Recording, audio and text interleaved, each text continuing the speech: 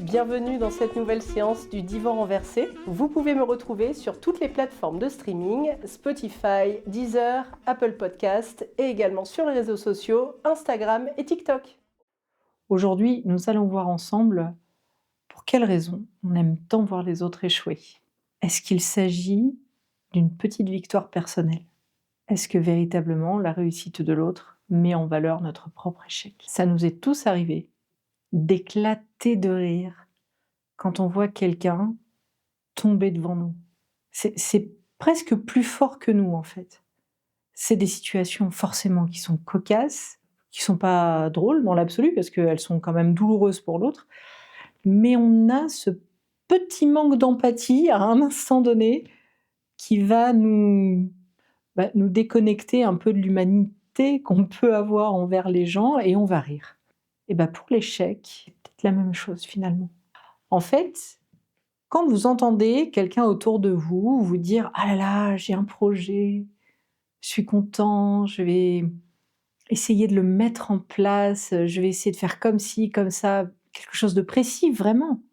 Il y a ce moment où on se réjouit, d'autant plus quand c'est des amis, on se réjouit pour eux, on se dit « Ah super, c'est trop bien ». Et puis, le moment où on attend que l'autre se plante, en fait. Et le jour où la personne s'est plantée, limite, on a cette satisfaction de se dire « Ah non, c'était bien la peine de faire autant de trucs là pour en arriver là, et se tromper ». C'est très mauvaise langue de faire ça. Mais je crois que c'est humain, en fait. C'est humain parce que on va prendre l'exemple. Nous, on est sur une route et on a l'impression que tous les gens qui sont avec nous sont sur la même route. La vérité, c'est que les gens qui sont autour de nous ne sont pas sur la même route. Certains sont sur des autoroutes, donc on a l'impression que pour eux, c'est facile, ils avancent, ils vont vite, et tout roule pour eux, bien correctement. Et puis d'autres personnes vont préférer des chemins plus tortueux, des chemins sinueux, des chemins plus compliqués pour eux, déjà ne serait-ce que psychiquement, c'est compliqué. Et puis faire en sorte d'aller Ils feront toujours en sorte d'aller vers leurs objectifs en se compliquant la vie. Définitivement, ne vous mettez plus de bâtons dans les roues. Les autoroutes, on peut tous les avoir. Mais des fois, c'est un peu difficile que de les prendre. Pourquoi ? Parce qu'à partir du moment où on est sur une route dégagée sur laquelle on peut aller vite, on a ce qu'on appelle le champ des possibles face à soi, et le champ des possibles, c'est beaucoup trop grand. Quand on a le choix entre plein de choses, on finit par ne pas choisir et par renoncer. Mais si vous ne rêvez pas grand, vous ne pouvez rien faire. Si vous n'avez pas un tant soit peu d'ambition sur des projets, et en l'occurrence sur le fait qu'un projet que vous mettez en place réussisse, tout simplement, vous risquez simplement de vous décevoir vous-même et donner raison à ceux qui attendent que votre projet tombe à l'eau, que tous les efforts que vous avez fournis, que tous les doutes que vous avez eus, que le temps que vous avez passé, que les rêves que vous avez nourris, tout ça, en un quart de seconde ou en un quart de phrase, puisse être anéanti. Le pouvoir de dénigrer celui qui fait par celui qui ne fera jamais rien que d'attendre que l'autre se trompe. En fait, c'est de ça dont on parle. Celui qui ose gêne celui qui n'ose pas. On peut ne pas oser dans la vie, il n'y a pas de souci là-dessus. Au contraire même, restons dans nos coins, n'osons rien, n'entreprenons rien, faisons en sorte de toujours rester dans notre petit quotidien, n'ayons plus de rêves, ne lançons plus jamais rien qui puisse faire évoluer les consciences, faire évoluer la technologie, faire évoluer la culture. Je vous assure que d'ici 30 ans, le monde va aller très mal. Accepter que le projet de l'autre n'est pas le sien et que celui qui va donner toute son énergie à quelque chose qui lui fait plaisir, à quelque chose en lequel il croit et le réussir, et peut-être ne pas le réussir à hauteur de ce qu'il attendait, ou de ce que vous, finalement, vous attendiez, ça n'est pas forcément signe de l'échec de l'autre, mais c'est surtout signe de votre échec à vous d'avoir été dans cet immobilisme-là, alors que depuis longtemps, vous avez juste mis un coussin sur vos ambitions. Enlevez les coussins. Vous avez le droit. Vous avez le droit de faire ce que vous voulez. Vous avez le droit d'entreprendre ce que vous voulez. Si vous avez des idées, mettez-les à profit. Si vous avez des rêves, dites-vous qu'un jour ou l'autre, si vous le gardez en tête, vous le réaliserez. Pas tout de suite, c'est certain. Il y a des gens, ils mettent une vie avant de réaliser leurs rêves. Certains font des listes. Ils appellent ça les bucket lists. Vous avez ça. C'est les listes de choses à faire avant de partir. Alors c'est intéressant. J'ai l'impression que ces bucket lists-là, c'est des injonctions à devoir être dans l'absolu de la réalisation de quelque chose. Là, on ne parle pas de bucket list en fait. Là, on parle d'un projet. Un projet pour certains qui est un projet de vie.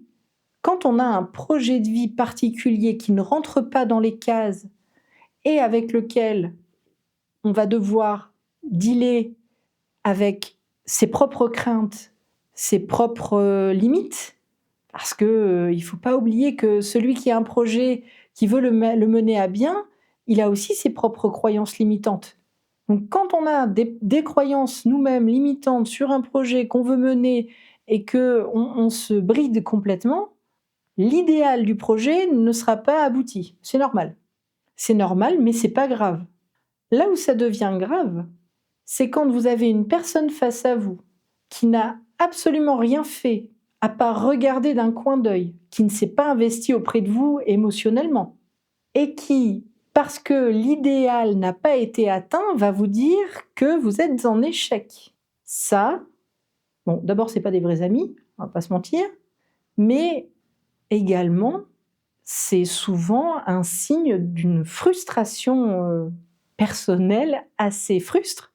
Toute personne, à un moment donné, et je m'inclus dedans, se réjouit qu'un projet X ou Y de quelqu'un ait pu échouer, met en lumière son immobilisme.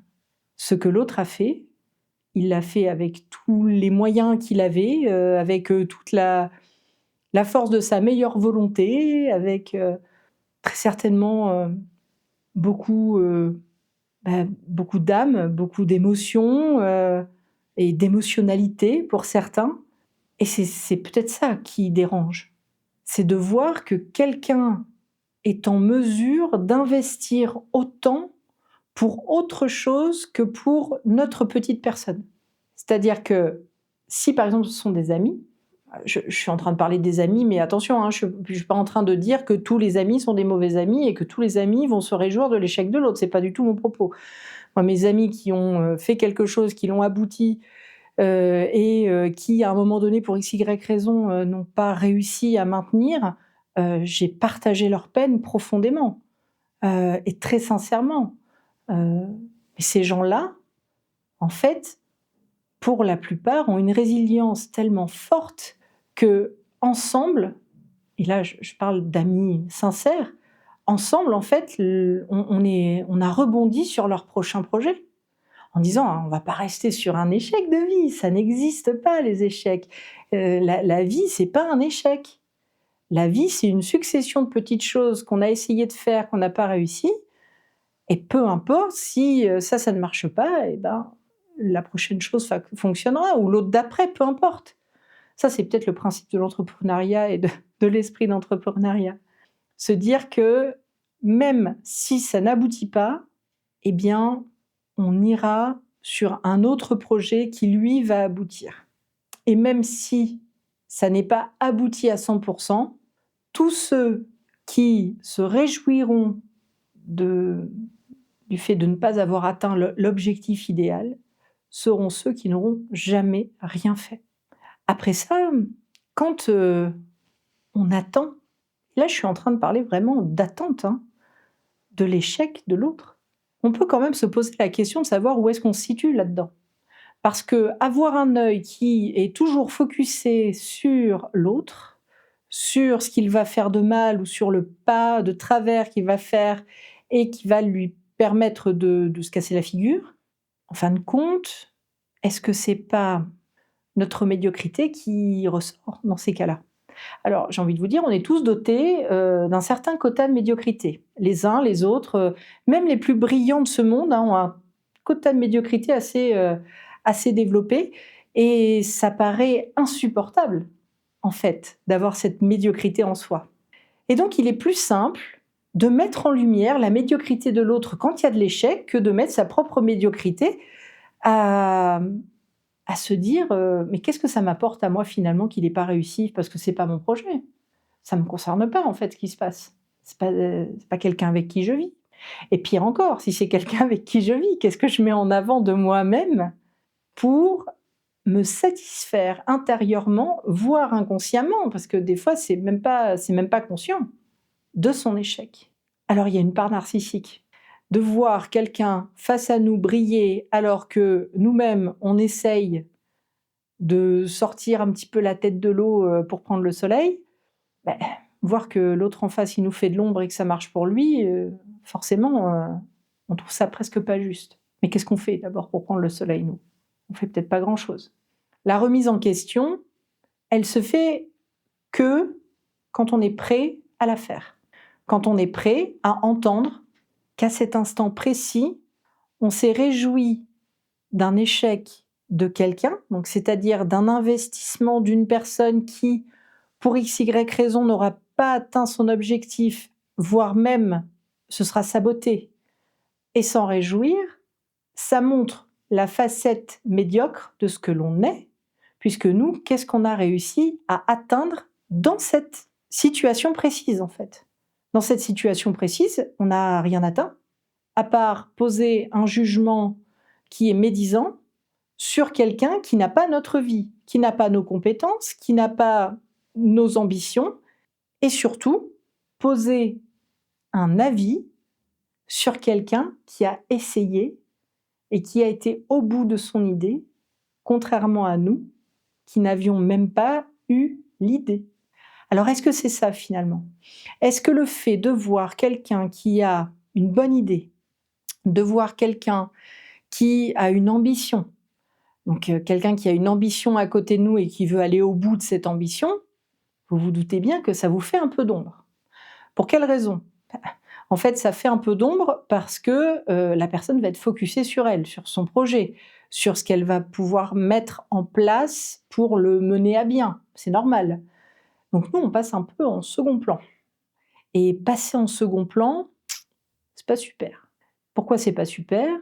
Tout simplement parce que nous, on aime bien être des êtres exclusifs aux yeux de l'autre, avoir une impression de particularité aux yeux de l'autre, avoir presque éventuellement, pour les cas de manque d'estime de soi, la nécessité de paraître mieux que l'autre. C'est-à-dire que, pour faire simple, la lumière habituellement c'est vous, bon, j'exagère quand je dis ça, ou la lumière c'est moi, ça peut l'être aussi. Et quand quelqu'un vient nous faire de l'ombre, parce qu'il va avoir une lumière qui brille un peu plus que la nôtre, et bien là on va pas être content, parce que ça nous fait de l'ombre. Et comment est-ce qu'on gère l'ombre? Eh bien en général, l'ombre en été, on est content de la voir, mais l'ombre en hiver, on a sérieusement froid. Eh bien dites-vous que l'ombre que fait la personne, si vous êtes dans un projet et que vous l'avez aussi investi et que vous aussi vous avez de l'ambition et que vous aussi vous allez avoir certains idéaux qui ne vont pas être atteints, vous ne vous réjouirez pas de l'échec de l'autre de la même manière que si vous étiez en hiver et que si vous ne faisiez rien. Vous aurez très certainement beaucoup plus d'empathie lorsque vous-même vous aurez mené à bien un projet ou pas, à côté de quelqu'un qui a un projet aussi en cours, plutôt que ne pas être sur la même base, en fait, avec la personne. Ça, c'est une histoire de communication. Si vous avez quelqu'un qui va pas très bien, qui vient vous voir, qui vous dit: «Ah, c'est terrible, la vie c'est moche, je vais pas bien, je suis triste», et que vous êtes très heureux et que vous balancez comme ça votre bonheur au travers, tout son malheur, il y a 2 solutions. Soit la personne va se sentir très écrasée par votre bonheur, elle va se sentir agressée et pas reconnue, alors qu'elle a exprimé le fait d'être, elle, malheureuse. Soit, au contraire, ça va attiser de l'envie ou voire même de la jalousie et de la médisance.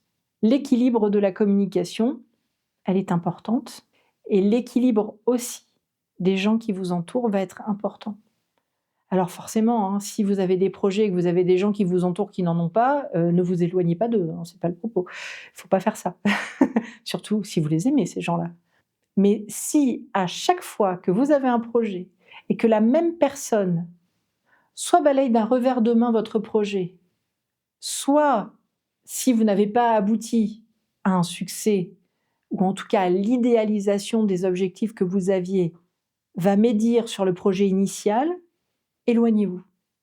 Éloignez-vous tout simplement parce que dans 10 ans, ce sera toujours la même chose. Dans 15 ans, la même personne qui sera à côté de vous continuera à saccager toutes les petites ambitions que vous pourriez avoir, et à terme, même si vous êtes doté d'une bonne estime de vous, même si vous êtes doté de confiance en vous, cette voie-là, elle va vous abîmer. On le voit, hein, beaucoup, aujourd'hui, au travers, souvent, des réseaux sociaux, on va pas se mentir. Des jeunes gens qui se lancent, qui ont un projet, qui sont pleins d'ambition, qui veulent faire bien les choses, et la seule chose qu'ils ont en retour, c'est du négatif, c'est des jugements de valeur, alors qu'une image n'a pas de valeur, une image ne veut rien dire, une image est un jeu. On fait ce qu'on veut avec son image, on en joue autant qu'on veut de son image, et tant mieux de faire ça. Et en aucun cas, une valeur d'une personne ne transpire au travers d'une image. C'est pas vrai.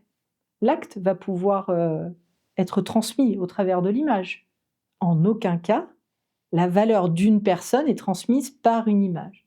Aujourd'hui, vous avez beaucoup de personnes qui s'arrêtent à l'image, et ça encore, quand vous avez quelque chose de très intéressant dans le projet, quand vous avez quelque chose qui veut vous permettre de vous faire évoluer, quelque chose qui va vous réjouir, quelque chose qui va vous donner du bonheur.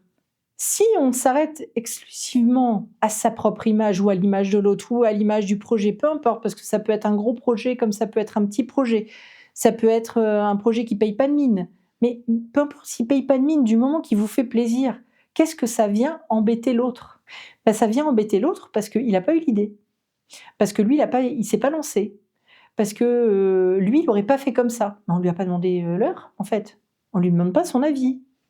Si vous le sollicitez, qu'il vous donne son avis, que vous ne l'avez pas écouté, à ce moment-là, il pourrait dire: «Bah, tu vois, potentiellement, ça aurait peut-être été, intéressant de faire comme ça», et éventuellement, c'est peut-être possible de rectifier le tir.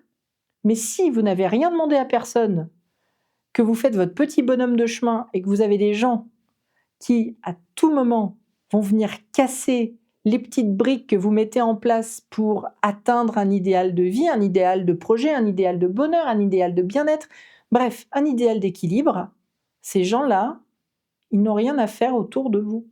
Alors c'est difficile, hein, parce que quand c'est nos amis proches, on n'a pas du tout envie de se séparer d'eux, ce qui est normal. Quand c'est son conjoint ou sa conjointe, c'est très compliqué également, parce qu'il y a beaucoup d'autres choses qui nous retiennent. Quand c'est des collègues, c'est la même chose. Souvent, on va avoir envie de calmer le jeu en se disant: «Ah oui, finalement, peut-être il avait raison». À partir du moment où vous vous mettez en tête que l'autre a raison, c'est tout perdu. C'est vous qui avez été à l'initiative de votre projet. C'est vous qui avez fait en sorte de mener à bien les choses. C'est vous qui avez géré correctement votre idéal d'objectif. Si vous échouez, ça vous concerne. Si l'autre en face, il a échoué, ça ne vous concerne pas. Quand on essaie de se questionner encore un peu plus précisément sur ce qui va se jouer dans le fait de se réjouir des échecs des autres, souvent il y a aussi un petit peu la part naturelle, j'allais dire, de la bêtise. Faut savoir que la bêtise, c'est quand même assez naturel. C'est pas une émotion, la bêtise. Mais c'est quelque chose qui est relativement naturel. Alors ça relève de plein de choses. La bêtise est sort de méchanceté, c'est ce que disait Socrate. La bêtise, c'est l'ignorance. Donc quelqu'un qui va se réjouir de votre échec est souvent quelqu'un qui n'a pas tous les tenants et les aboutissants de votre idéal.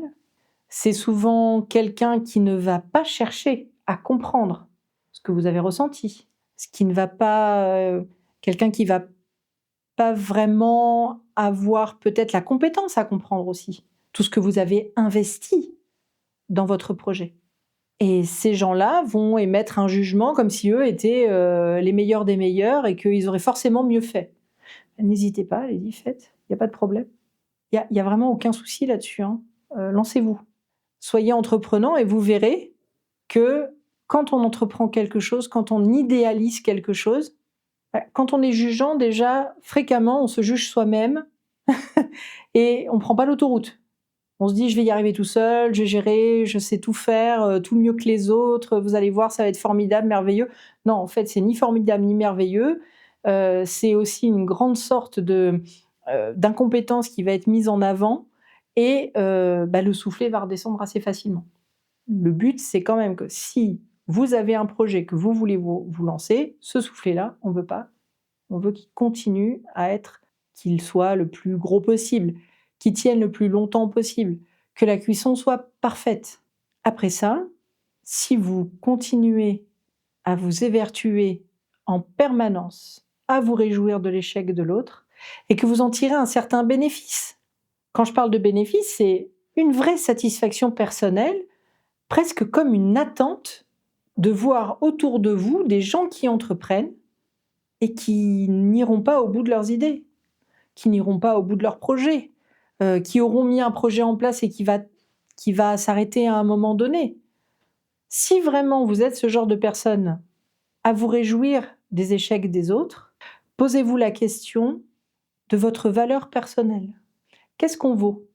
Est-ce que les valeurs humaines que l'on a actuellement correspondent à la valeur de la personne que l'on considère avoir échoué? Souvent, on n'a pas les mêmes valeurs. En tout cas, on n'a pas la valeur empathique, ça c'est certain. On n'a très certainement pas la même valeur humaine aussi, ça c'est presque certain. Et qu'est-ce que l'autre finalement, lorsqu'il a échoué, va nous apporter? Parce que c'est ça aussi. C'est par l'échec de l'autre, qu'est-ce que nous, ça va nous apporter de positif? La vérité, absolument rien. Quand quelqu'un échoue sur un projet qui ne nous a pas concerné, une personne qu'on connaît peu ou pas et qui va dire que son projet n'a pas abouti, très sincèrement, ça ne va pas remplir votre compte en banque, ça ne va pas remplir votre assiette. Et la satisfaction, elle va être très éphémère. La satisfaction va être éphémère vous concernant. En revanche, la notion d'échec de l'autre, quand elle est appuyée par des gens qui s'en réjouissent, certains ne s'en relèvent pas.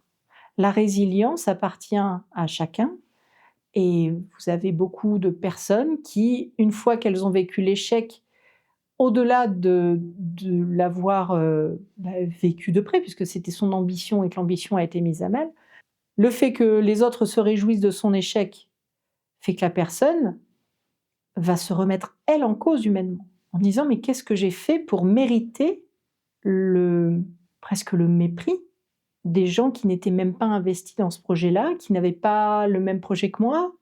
On se pose quand même drôlement des questions.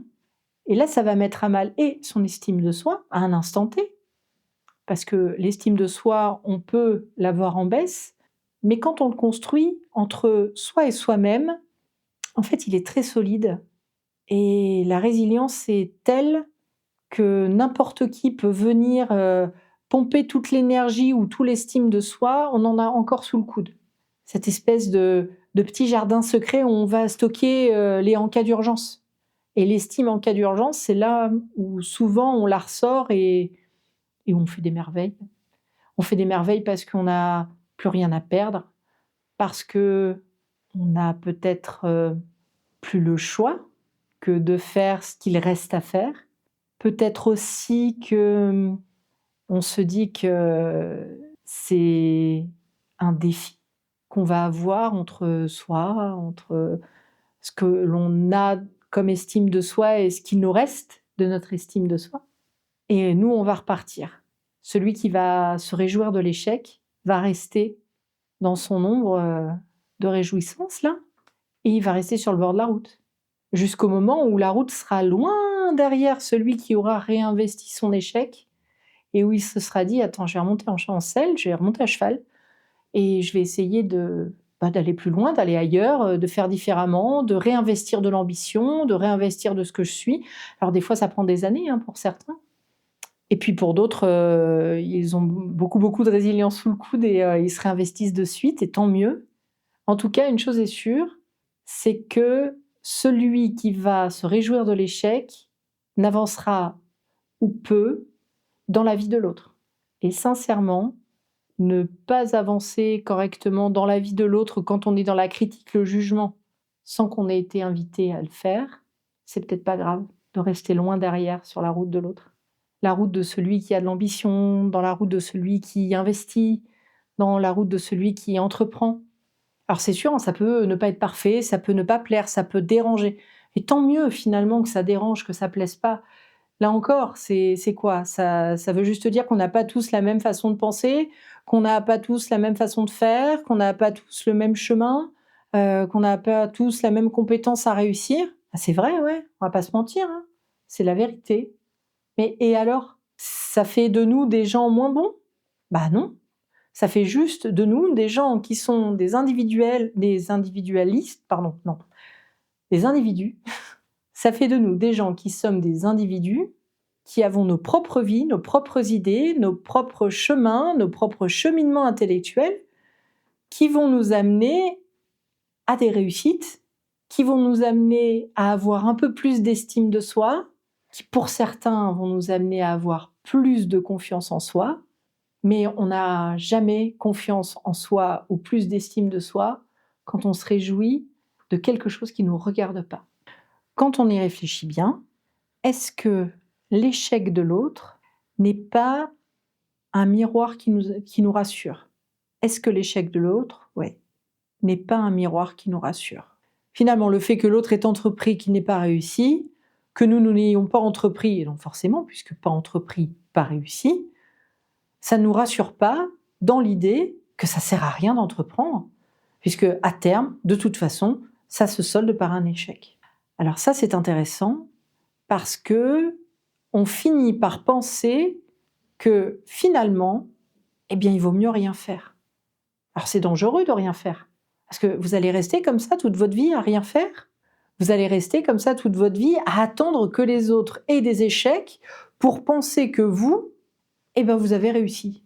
C'est incompréhensible. Incompréhensible de pouvoir penser qu'à un moment donné, on puisse se satisfaire uniquement par l'échec de l'autre, d'une certaine médiocrité de notre vie, en se disant que cette médiocrité-là, finalement, c'est une normalité. Ça nous apporte peut-être pas grand-chose, à part de s'assurer, bien nous, on est dans la réalité, ça ne sert pas à grand-chose, à part nous assurer que nous, on est dans la réussite du rien.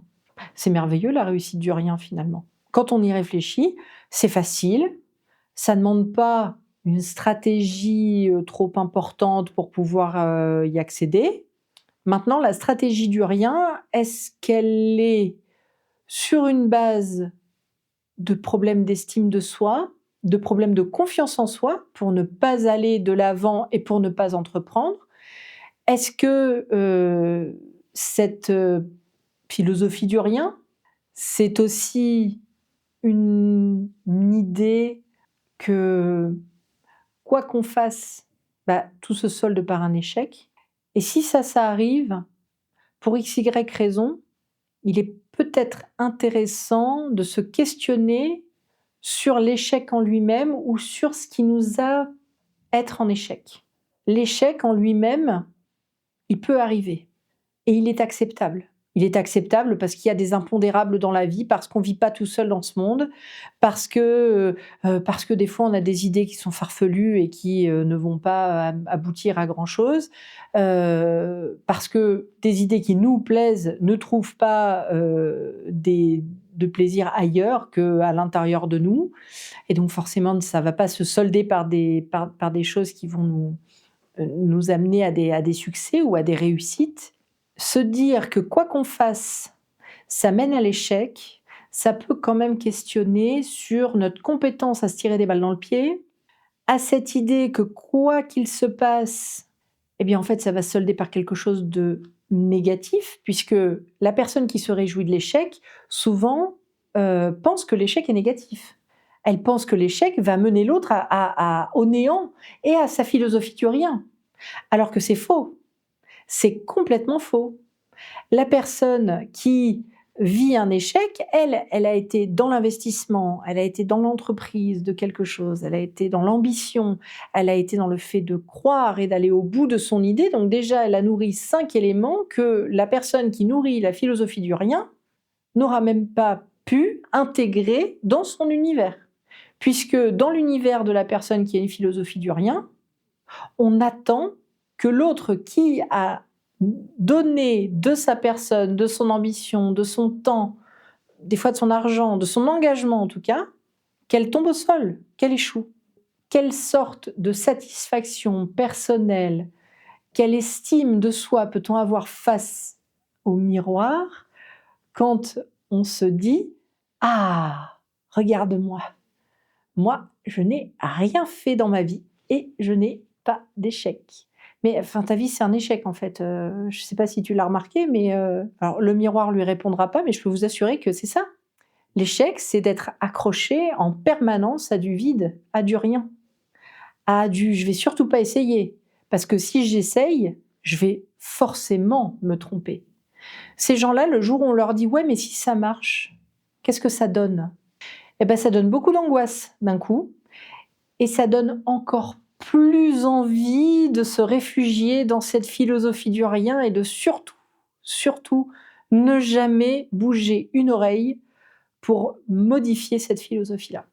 Les gens qui ont investi de leur temps, les gens qui ont eu un projet, les gens qui ont idéalisé des choses, vous qui sûrement avez voulu faire plein de nouveautés, plein de nouvelles choses dans votre vie qui n'avaient pas forcément réussi, vous qui avez eu un idéal de vie, cet idéal, vous ne l'avez pas encore atteint, mais ce n'est pas parce que vous ne l'avez pas atteint à un instant T que vous l'atteindrez jamais. Si vous vous démotivez, si vous pensez que vous êtes en échec, oui, à ce moment-là, vous n'atteindrez jamais rien, parce que vous allez, à un moment donné, aller dans la philosophie du rien. Mais si vous vous dites que, pour une fois, ce ne sera pas une autoroute que vous allez prendre, que c'est des chemins tortueux et sinueux, mais que l'objectif, il est toujours là et que c'est ça que vous voulez atteindre, vous y arriverez. Avec beaucoup de difficultés, avec peut-être beaucoup de désillusions, mais ce n'est pas parce qu'on vit de la désillusion dans les objectifs que l'on veut se donner que l'on n'atteint jamais son objectif. Seuls les gens qui sont adeptes de la philosophie du rien sont en mesure de vous dire que tout ce que vous faites n'avancera pas à grand-chose. Ces gens-là, un jour, vous regarderez dans le rétro et vous les verrez même plus, tout simplement parce qu'ils seront restés sur le bord de la route avec leur petit rien en guise de valise. Allez toujours vers vos objectifs et ne lâchez pas.